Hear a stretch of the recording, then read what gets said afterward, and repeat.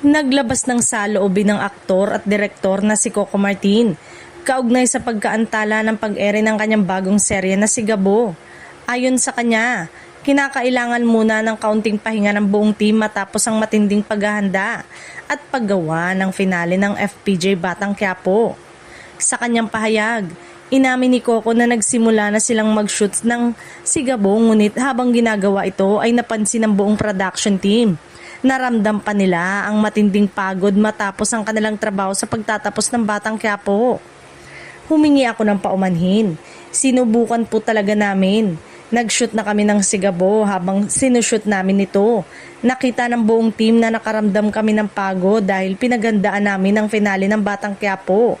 Pahayag ng aktor.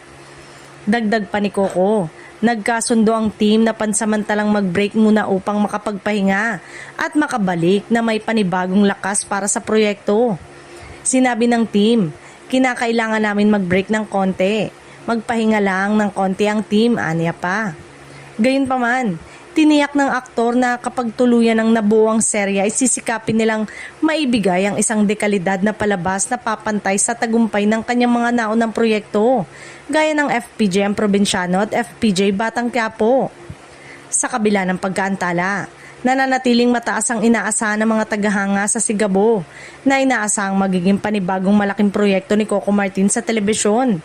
Marami ang naniniwalang sulit ang paghihintay kung ang kapalit naman ay isang seryeng maayos na napaghandaan at puno ng aksyon at dekalidad na kwento.